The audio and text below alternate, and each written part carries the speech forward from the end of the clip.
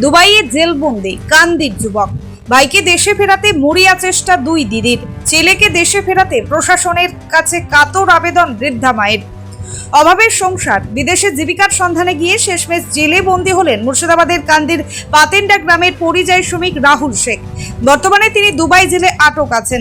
ছেলেকে দেশে ফিরিয়ে আনার জন্য মরিয়া কাতর আবেদন তার বৃদ্ধ মা রহিমা বিবি ও দুই বোন। পরিবার সূত্রে জানা গিয়েছে, কান্দির পাতেন্ডা গ্রামের যুবক রাহুল শেখ 5 বছর আগে সৌদি আরবে গিয়েছিলেন।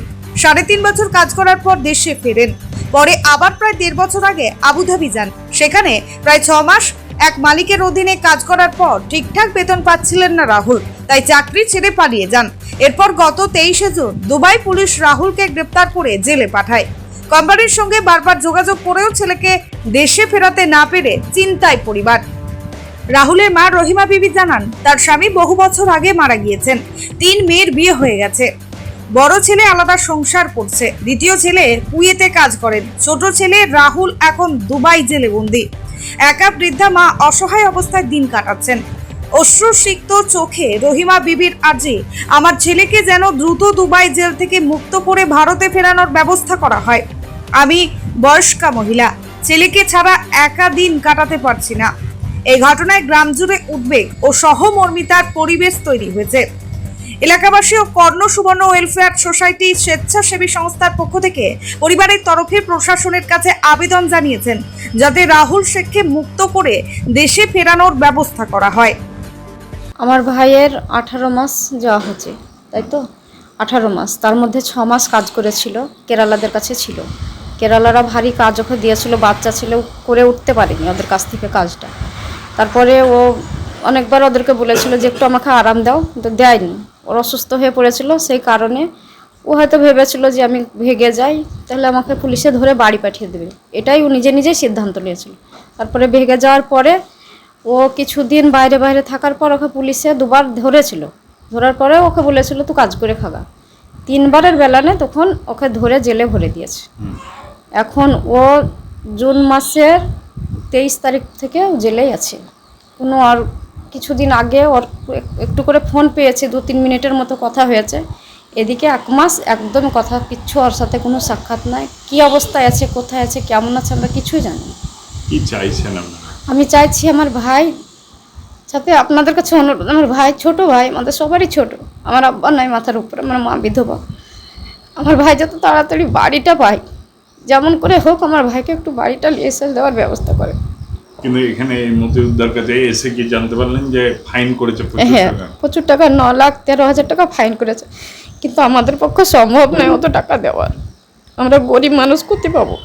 তাই গিয়েছিল ওই লিফটের কাজে, লিফটের কাজে হেল্পার গেছিল ভাই। দিয়ে তারপর ওই তো প্রচণ্ড গরম, আমি বলছি কাজ করতে পারছি না, আমাকে প্রচণ্ড বমি হতো, খেতে পেতো না। তার জন্য বললো যে আমাকে ছুটি দেন, ছুটি দিত না, শরীর খারাপ করতো।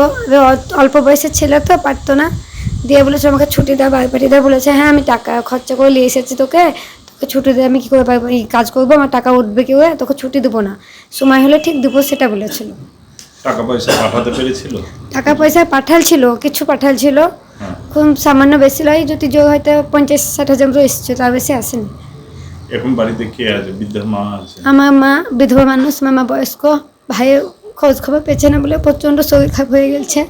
বাড়িতে আর কেউ নাই আমাদের। ওনারা সবাই জায়গাতে জানিয়েছেন? হ্যাঁ, আমাকে জানাচ্ছিলাম আমার দিদিকে দিয়ে, ওখানে ফোনও পেয়েছি না, খুব কিছু পেয়েছি না আমার ফোনে।